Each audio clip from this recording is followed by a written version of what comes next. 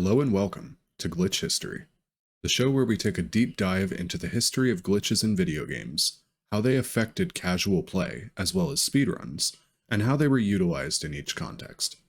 Today we analyze my favorite game ever made, The Legend of Zelda: Ocarina of Time. My history with this game is long and complicated. It was quite literally the first game I ever played, back when I was a toddler. I remember playing it with my grandpa, and him showing me all the secrets and hidden chests. It was such a great game to build the foundation of my knowledge on. In my early teen years, I got really into speedrunning.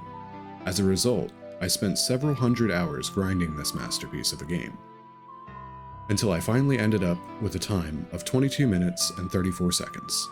This was during the period that Wrong Warp was just being discovered and the route wasn't optimized yet. In fact, I was in the chat on Twitch when Cosmorite achieved the famous 1810, and that was what convinced me to start running the game. So as far as games I'm qualified to talk about within the context of glitch history, this is the one I know by far the most about. That being said, let's get started. Number 1. Infinite Sword Glitch. Where better to start than the first glitch I ever performed in my life, at least on purpose. This one is very interesting, because of the effects that are caused. To activate Infinite Sword Glitch, simply crouch, stab, and interrupt it with any A button action, such as reading a sign, talking to an NPC, or lifting an object. This causes the sword to enter a state in which it is swinging infinitely. So if you didn't know, in Ocarina of Time, if you swing your sword near a ledge, you will not be able to fall off. Because of this, when you activate Infinite Sword Glitch, you become unable to walk off ledges. However, we can take this even further, and literally hover in midair. But how does it work? By having Infinite Sword Glitch in effect, gaining height by either backflipping or side hopping, then shielding any form of damage that does not cause an elemental effect, it confuses the game into thinking you're on a ledge, which can't happen because of Infinite Sword Glitch, so the result is it literally floating in the air.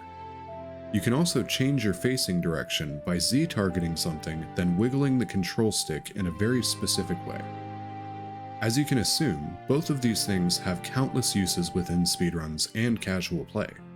Some examples are using it to enter many places early, obtaining Epona without having to race twice, skipping puzzles, and many, many more.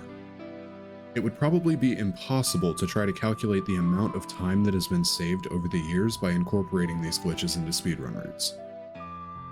Number 2. Super Slide. This one is fairly simple.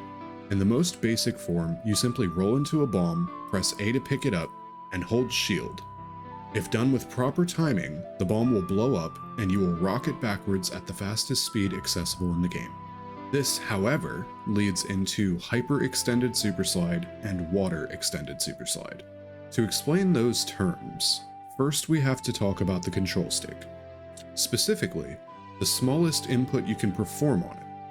This is achieved by very slightly pushing the control stick in a direction, just enough so that Link sort of shuffles to face that direction.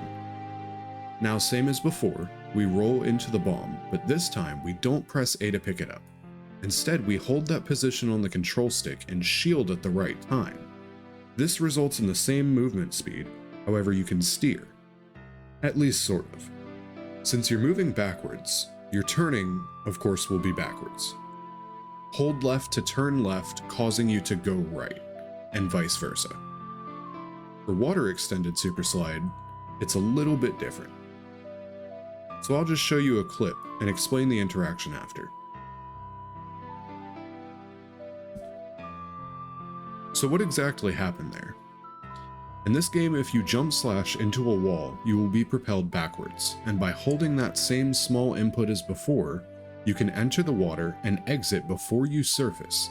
This is important because when you surface, Link will do an animation where he takes a breath, and this animation cancels any momentum you currently have.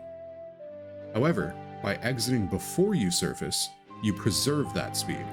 And because you are holding that input to retain that speed outside of the water, this can be performed in many places within the game.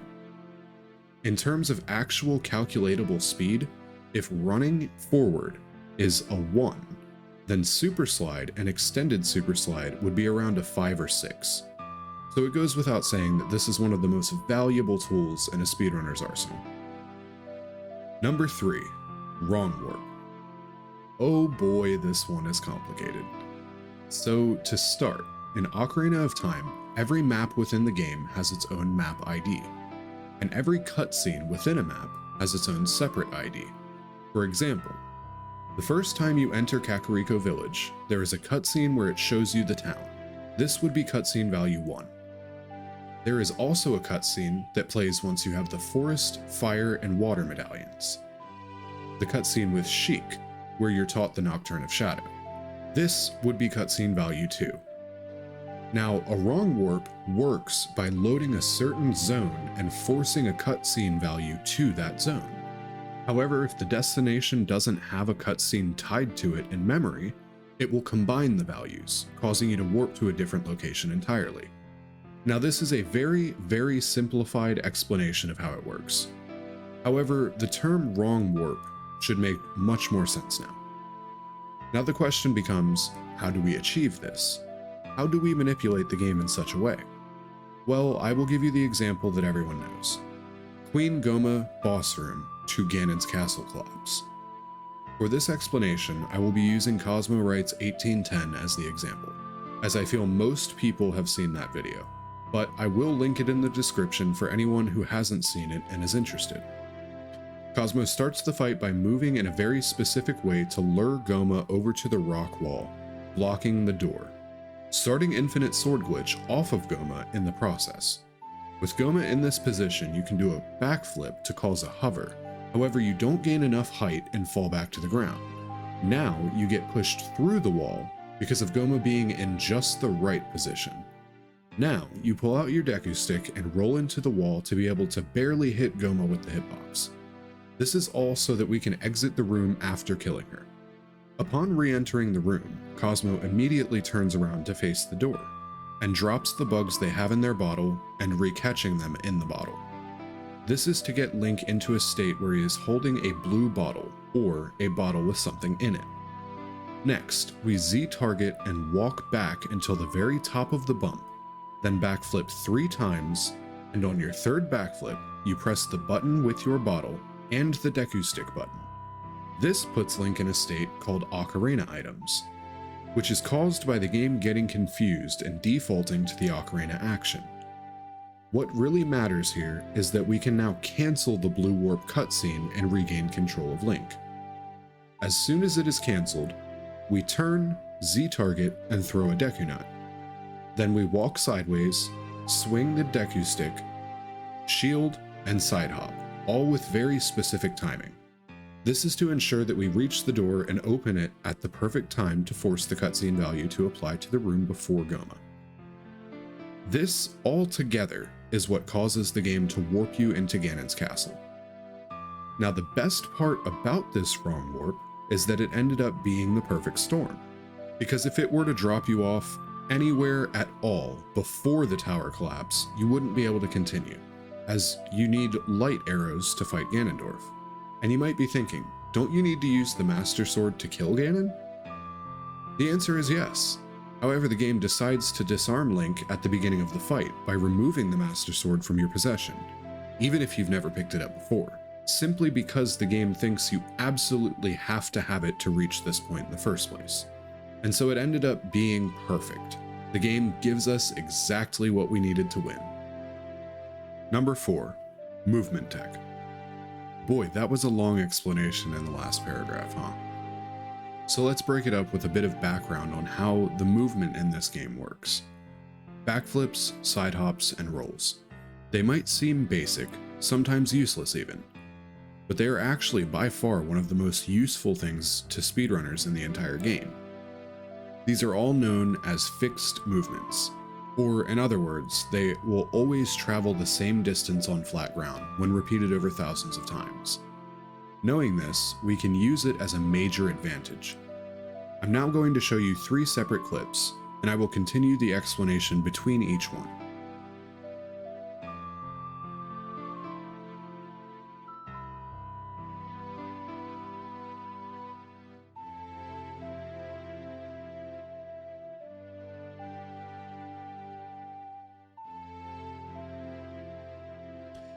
Now in that first clip, you see me line up manually with the corner of the wall and jump slash to clip through it. For that to happen, I need a very specific angle. Now for the second clip.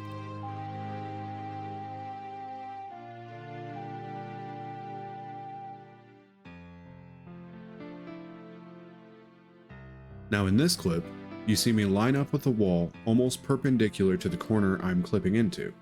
However, because of the standardized movement, I will be able to get that clip 100% of the time, and the movement affects other movement as well. So for example, when you roll after side hopping, Link will side hop at a different angle. However, the angle will be the same every time. There's a very good example of this in the third clip. So now we have the famous Door of Time skip.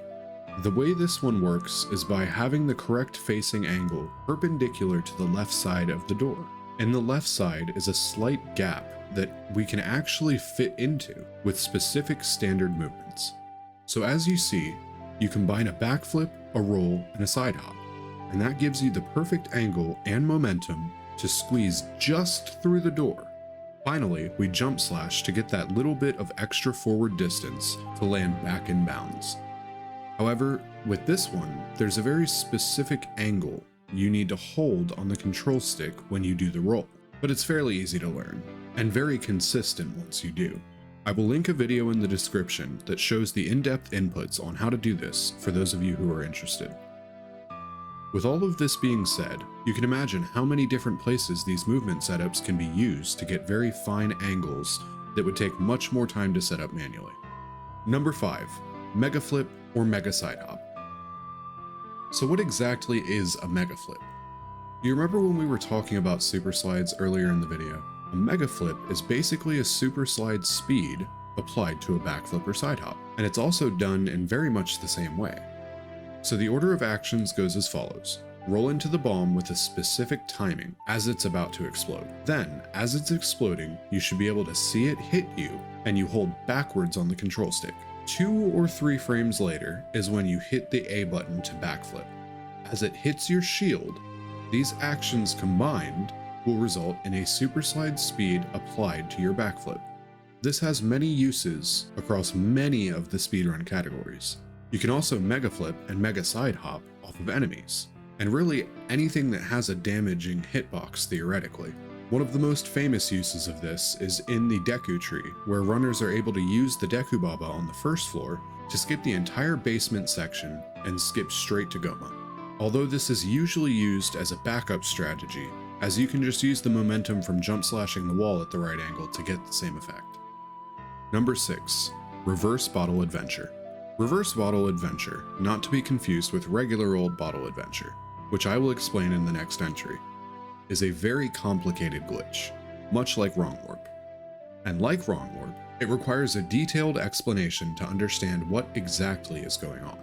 First, we need to explain how the game stores bottles, and the items within bottles. For example, when you equip bottle 1 to see right, the game updates the values within the inventory. Same thing when you use that bottle to catch something. However, when it updates that value to the C button, it also has to update that value in the inventory as well.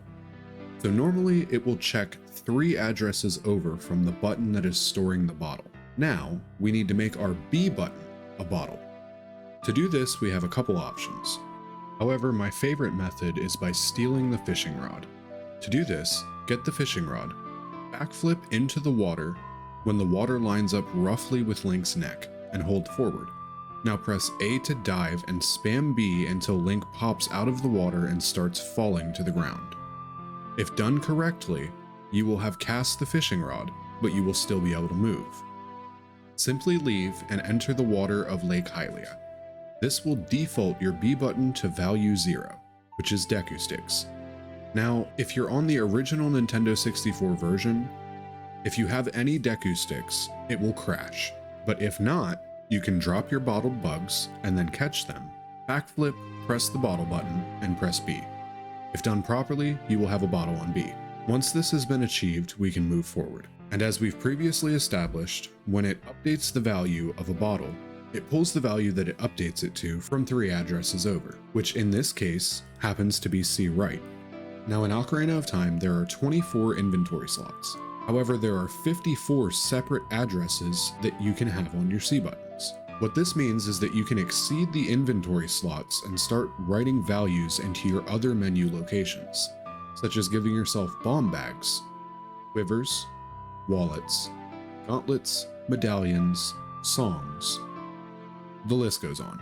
However, this is dangerous, as you can also delete values from your menu locations. As an example of this, if you catch a bug on your B button bottle with the broken Goron sword on C right, it will give you the Forest, Water, Spirit, and Shadow medallions. However, it will delete your Light medallion. So as you can imagine, it's very useful. However, it can go very wrong if you have the wrong item on C right. Number 7, Bottle Adventure. So now that we have gone over how the inventory works, we will better be able to understand Bottle Adventure. With Reverse Bottle Adventure, you're using your B button to write values to your inventory and menu. However, with regular Bottle Adventure, it's the exact opposite. Using Bottle Adventure, you can get pretty much any item on your B button as adult, be it the boomerang, Farore's Wind, or any other item that would be useful to have on B. To perform Bottle Adventure, it's much the same process as before. Steal the fishing rod, get a Deku stick on B, duplicate a bottle over it. However, this time you need to go back to the Temple of Time and drop the Master Sword to become Child Link again. Now, you simply equip an item to C right that corresponds to what you want on B, and pick up the Master Sword again. When the cutscene concludes, you will see your Master Sword has been replaced by the item of your desire. For example, if you did this with Ice Arrows on C right, you would end up with Boomerang on B as adult, which would be very useful for doing Jabu Jabu as adult instead of child, as it's much faster to do so. This glitch has been mostly overshadowed by the next entry on this list. Number 8, Equip Swap. This trick is so useful that I spent literally over 20 hours getting it down so I can perform it consistently. So as a basic explanation, Equip Swap is the act of abusing the fact that the inventory subscreen will store the position of your cursor, and the fact that it takes a couple frames after switching screens for the game to realize that there are certain items you can't equip as either age. So to perform Equip Swap, you want to set your cursor on the item you want to equip, then press R to switch screens. Now your cursor will be on the little arrow, however its previous position is stored. Now, you want to use the control stick to cycle back to the inventory screen, and on a specific frame, close to the end of the animation, you want to press left up and the C button at the same time. If timed properly, you will equip the item you had set your cursor on, but Din's Fire will be the item used as the item equipped. Now say you equipped Megaton Hammer as child, but you want to switch it from the left C button to the right. You're going to have to equip another item and use that item to move it. So equip, say, a bottle to C right, and then press C left on that same bottle, and it will switch the two items. That's all I have for you guys today. I usually try to do 10 entries per video, but the explanations on this one were very long and in-depth, so I figure it equals out. Let me know what you think in the comments section below, and don't forget to like the video if you want to see more of this content. Also, if you have a game you'd like me to cover, let me know that too. Thanks for watching, and I hope you have a wonderful day.